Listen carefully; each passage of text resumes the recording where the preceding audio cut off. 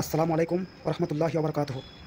সমস্ত মুসলমান ভাইদেরকে জানানো যাচ্ছে যে আজ বেলডাঙায় কার্তিক লড়াইয়ে একটা প্যান্ডেলের মতন লাইটিং করা ছিল।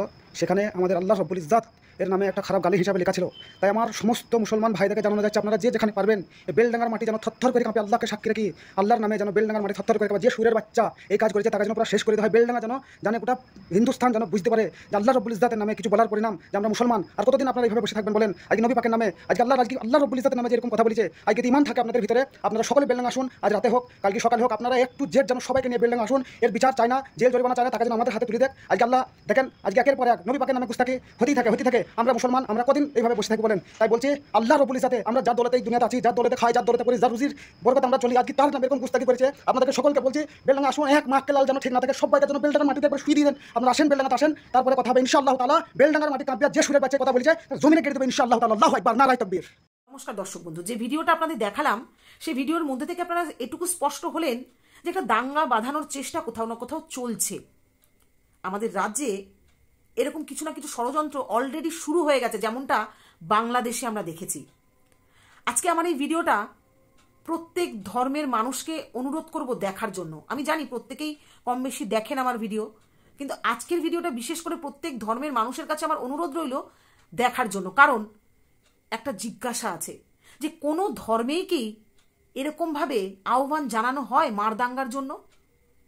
তাহলে মুসলিম ধর্মে কি ধরনের আহ্বান জানানো হচ্ছে? মুসলিম ধর্মে কি এরকম কোনো নিয়ম আছে? আমার যতদূর ধারণা কোনো ধর্মেই মেরে ফেলবো, কেটে ফেলবো, গুড়িয়ে দেব, ভেঙে দেব, জ্বালিয়ে দেব, পুড়িয়ে দেব এরকম কিছু থাকতেই পারে না। কারণ প্রত্যেক ধর্মের মধ্যেই শান্তি শৃঙ্খলা বজায় রাখাটা একটা উদ্দেশ্য। মানুষের মধ্যে ভালোবাসা তৈরি করা, একে অপরের জন্য পাশে দাঁড়ানো, এগুলোই ধর্মের বিশেষ দিক হতে পারে। কিন্তু মেরে ফেলবো, কেটে ফেলবো, ছুঁড়িয়ে দেবো, নাম জানার দরকার নেই, যে আসবে তাকে মেরে ফেলবো, আপনারা আসুন, একত্রিত হন, চলুন আমরা এটা করি, এ কি ধরনের বার্তা উনি দিচ্ছেন একজন মুসলিম ধর্মীয় মানুষ হয়ে? এই কি মানে মুসলিম ধর্মের সিস্টেম? আজকে একটা কথা ভাবুন, যে ঘটনাটা ঘটেছে মুর্শিদাবাদের বেলডাঙ্গা অঞ্চলে, যে একটা কার্তিক পুজোর প্যান্ডেলে একটা গেট বানানো হয়েছে, সেখানে ডিসপ্লেতে নাকি আল্লাহর নামে কোনো বাজে কথা ওখানে লেখা উঠেছে।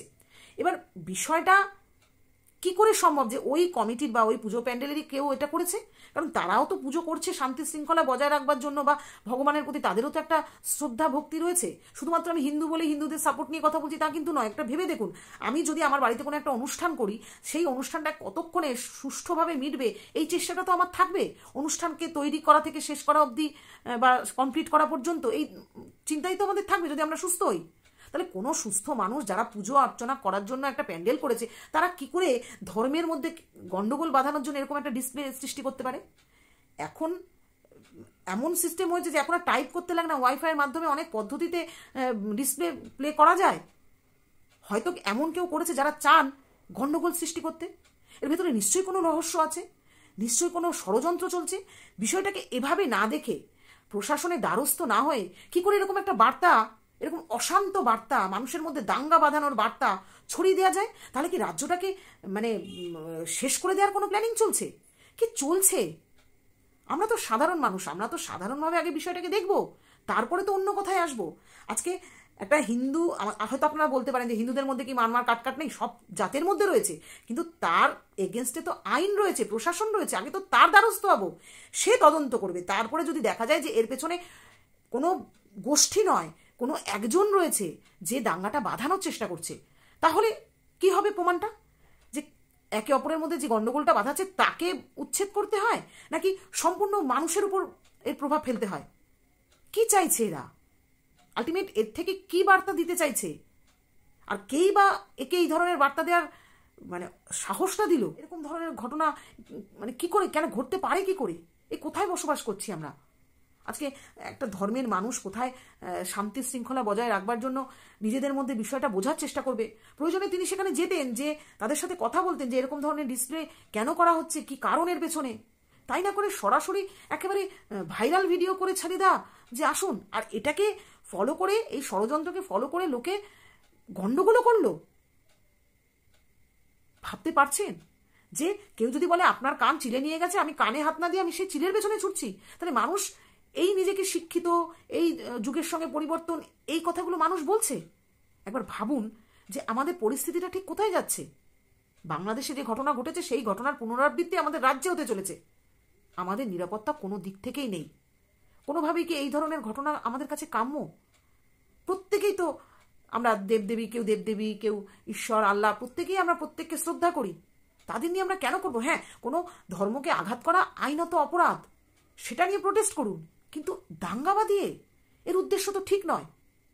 যাই হোক, এই ব্যক্তি যেগুলো বলছে, দয়া করে এই ব্যক্তির কথায় কেউ কান দেবেন না। আমাদের রাজ্যকে কেউ ভাঙতে চেষ্টা করছে, সেই ষড়যন্ত্রে দয়া করে কেউ পা দেবেন না। আপনাদের সকলের কাছে আমার অনুরোধ রইল। ঠিক এই কারণেই সকল ধর্মের মানুষকে আমি রিকোয়েস্ট করছি, এই ভিডিওটা অবশ্যই দেখবেন। নমস্কার। ভালো থাকুন সবাই, সবাইকে নিয়ে থাকুন। প্রত্যেকটা মানুষের আমাদের ভালো থাকার প্রয়োজন আছে। যা করোনার সময় আমরা সেই বিষয়টা কিন্তু অনেকটা বুঝেছি বলে দাবি করি, কিন্তু একই বুঝছি আমরা যে আমাদের কোনো কিছু না খতিয়ে দেখে, তার বিচার বিবেচনা না করে নিজের হাতে আইন তুলে নিচ্ছি, তুচ্ছতাচ্ছিল্য করে আইনকে। এটা কি কোনো মানুষের কাজ? কোনো ধর্মীয় ব্যক্তি যে ধর্মকে ভালোবাসে তার কাজ? কোনো মুসলিম, আমার মনে হয় না কোনো মুসলিম ভাই বা বোন বলবে যে তাদের ধর্মে এরকম লেখা আছে। আমার তো বিশ্বাস হয় না। যে আমার কাছে ঈশ্বর, আল্লাহ, গড সবই একজন, এবং সে হলো আমাদের শক্তি এবং বিশ্বাস। সে কখনোই নেগেটিভ কথা মানুষকে বলতে পারে না। যাই হোক, আজ এই পর্যন্ত। আমার কথার আপনাদের কাছে ঠিক মনে হলো কিনা অবশ্যই জানাবেন। আপনাদের মতামতের আশায় আমি রইলাম। নমস্কার।